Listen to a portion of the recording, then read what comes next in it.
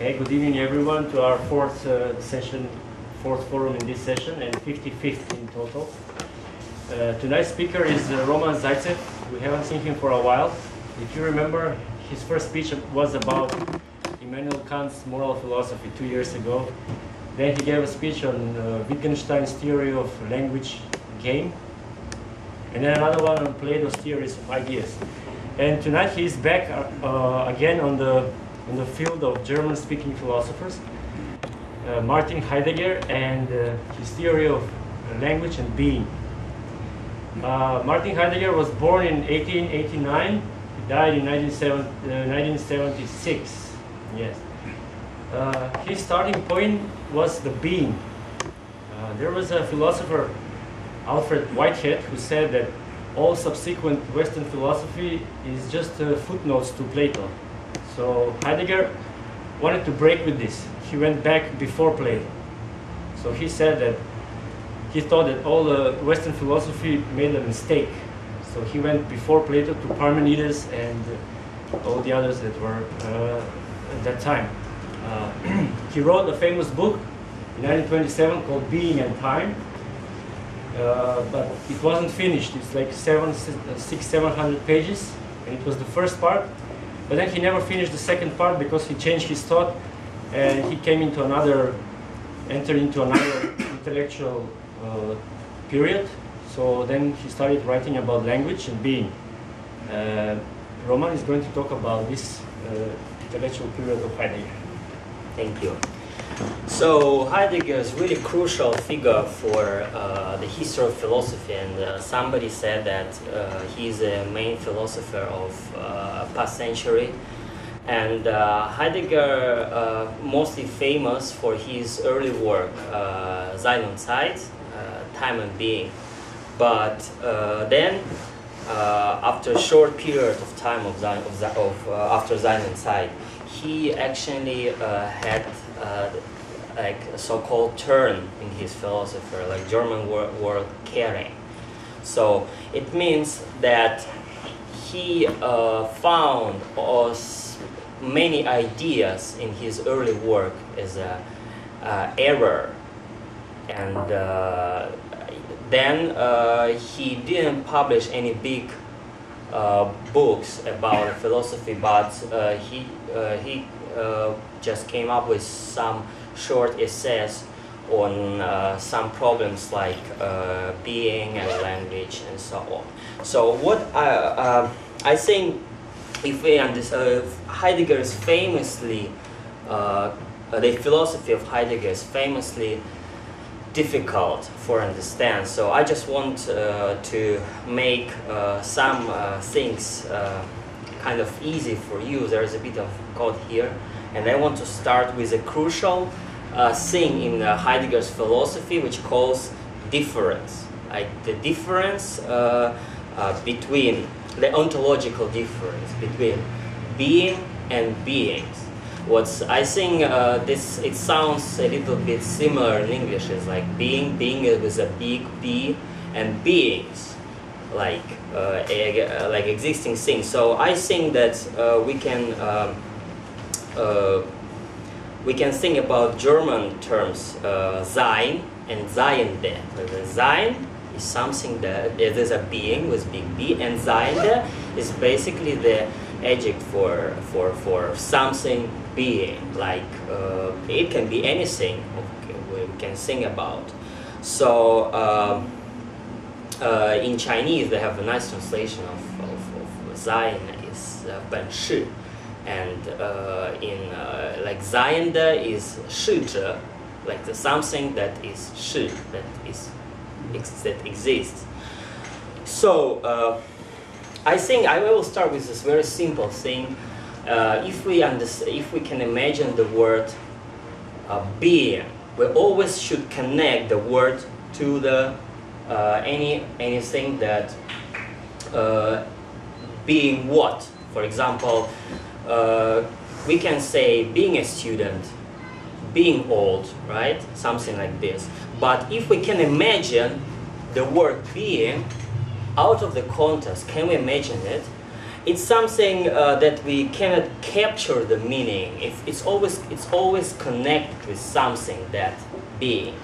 So this, according to Heidegger, this was a key error of the whole philosophy since Plato, that the philosophers, the philosophy, tried to think that what is being, and the being was big B, like Sein, like maybe I can more use German words. The Sein is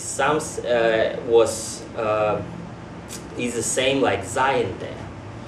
So the philosophers, the philosophy started to forget what actually being is, and they always focus on beings. So there's a one crucial point in this. So and Heidegger also he mentioned the Greek terms, because with his respect of Greek philosophy, Sein is like being with big B is Einai, and Sein is on. So there's something that came with Plato. Okay, if I understand this, we can think about the second key problem of his philosophy is the problem of connection between Sein and Seiende. So in German term das Bezug, right? So his famous phrase was Sein ist das Seiende nicht, right? It's like being is not a being. So this is a very famous motto, we can say, of a slogan, right? Of Heidegger, the whole philosophy. So if I understand this, we can approach to many very difficult problems of Heidegger philosophy. That's not very easy, because thinking of being out of the context of being, of Sein, we should cross the borders of our thinking, which is always go to think about Seiende, of beings. Could you spell Sein? Sein is, if I use English spelling, is S-E-I-N, and Seiende is S-E-I-N-D-E. So yeah, that's in German. But why I using German terms, because I think it's a bit like, how do you hear? It's more difficult, because being and a being is kind of the same, like if you hear it. So Heidegger's that's another one very important point of Heidegger philosophy, that he suggested three kinds of ontological approach of thinking. The first class is ontic, and it deals only with being. For example, modern science is kind of ontic thing. Like they took an object, and it's analyzing object in terms of how it's related to another object of which are the same, right?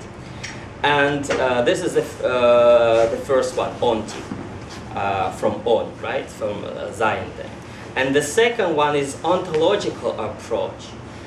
Here, philosophy tries to understand what actually is common between all beings, between all Seiende. Like there's the logical conclusion, the common point, the common thing of all things of all beings, that they are, right? That they are Sein, right? So this Heidegger suggests the very nice term Seinheit. Actually, this is an overall quality of beings. This is actually that they exist, right? That they are. And the second, specific only for Heidegger approach to philosophy is, he calls it fundamental ontological philosophy. That deals only with sein, with being, with big B. It examines the fundamental difference between sein and sein there. That was philosophy. The whole, from Plato to early Heidegger himself, kind of forgot. Right? So this was the main error of Western philosophy.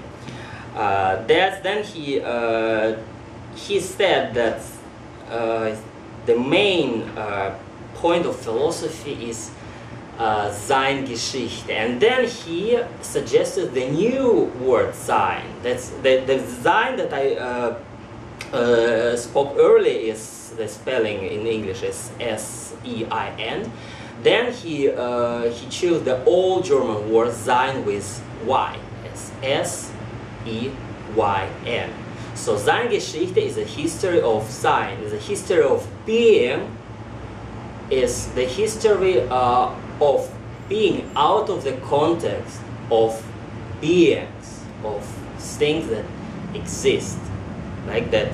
That's a little bit very that our logical concept can't approach very easily. So that's really very difficult to understand. So then he said that he's another famous phrase that Sein is Zeit and Zeit is Sein. Time is being and being is time, because many people used to think about time like something additional to our being. But no, he said that actually the history of being is a time, that being reveals itself through the time. That's maybe it's another one very drastic point in his philosophy. So how in his late works, in his short essays, he showed how European philosophy after Plato constantly, but more and more forget the fundamental ontological difference between Sein and Sein, and then coming from Plato, of his ideas, of his concept of ideas, through Descartes with his subject-object difference, and then after to nihilism of Nietzsche. That's something that's very interesting, that Nietzsche, there was a line of European philosophy from Plato to Nietzsche, that after Nietzsche, a very famous slogan that the God is dead, actually it was the end of philosophy. So he said that Heidegger estimated like in the end, by the end of in the middle of 20th century, or maybe in the early 20th century, the philosophy is finally dead. So the road is finished.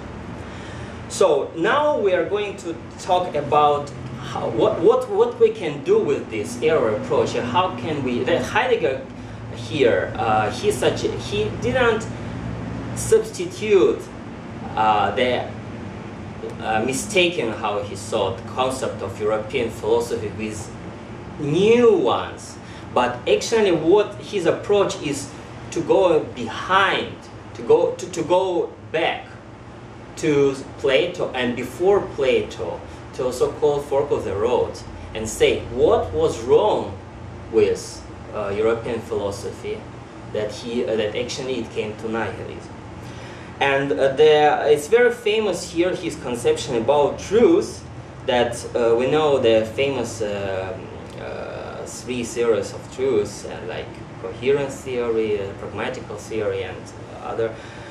But he said that truth, according to Heidegger, is not set of any concepts.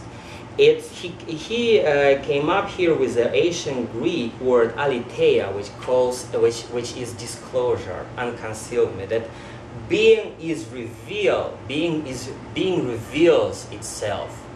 Like sometimes we know less, sometimes we know more.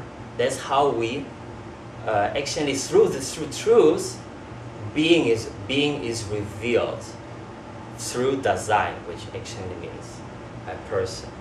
So then he wrote his famous statement that the essence of truth is the truth of essence, and it sounds a little bit weird here, but well, it's actually easy if we think about in that way that the being reveals itself, and if we see like the true things, that's how being revealed himself through truth. He said that he had very interesting fundamental statements. Like he actually thought that nowadays technology is a fulfillment of philosophy, of what he calls metaphysics. Actually, for Heidegger, metaphysics and philosophy is kind of the same thing, because it's his so-called very famous turn against humanism. And if you know, for example, Sartre. In Sartre, a very famous French philosopher, to being human is the highest point. So there's no God, no society. I can have my judgment about these things because I'm a human, I'm the center, and this so-called humanism. And actually, that's exactly what Heidegger thinks to be wrong, because through whole history of mankind, person wanted to control being, to have control over beings, and actually it was the main error of West European philosophy, because as he said, being, the person, the Dasein, is not a boss of being, right? It's not a chief of being. It's a shepherd of being. So that's why he said that being is actually is forgotten, but by mankind who our mankind who created a lot of means to control beings, like technology. He said that this destiny of being is being forgotten. That's his very sophisticated statement. What actually means is being provided mankind many means to be forgotten. So it's very pathetic. It's very dramatic destiny of being to be forgotten. So that's what this was kind of my first part, is about being. Then he said, what if being is forgotten, there should be anything where being exists in. And he's saying there's a language. How does being or sein, how it does reveal itself? The Heidegger's answer is through language. So the being is kind of preserved in language. He was talking about the German word zeigen, to show something. And then he found out it was very similar to Asian German word sagen. This is sagen in modern German, means to say. He said to point to this thing is actually to say something about this thing. So to show things, to show it revealed, is to say. What about the language? For Heidegger, language is not only just to to say something. For example, you can just say you can speak for an hour, and maybe you will say nothing, but maybe you will just keep silent. You keep silent for 1 minute, and the people will understand a lot from this silence. So actually, for Heidegger, the language is not any act of speaking. So being is preserved in two forms. Can I call this forms of language, which is poetry, the Dichtung. Actually, for Heidegger, is any work of art, and thinking, that is not philosophy. Because many philosophers are mistaken. There is thinking. Actually, that's two the thinkers and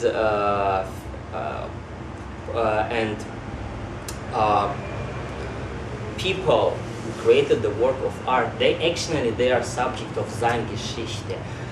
Only in that two fields you can sum this crucial difference between Sein and Seiende, between being and beings, this so-called fundamental ontological difference.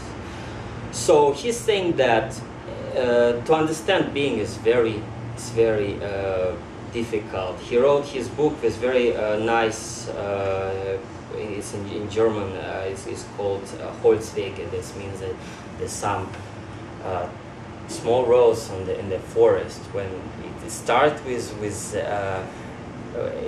in the middle of nowhere, and it leads to nowhere, suddenly disappear.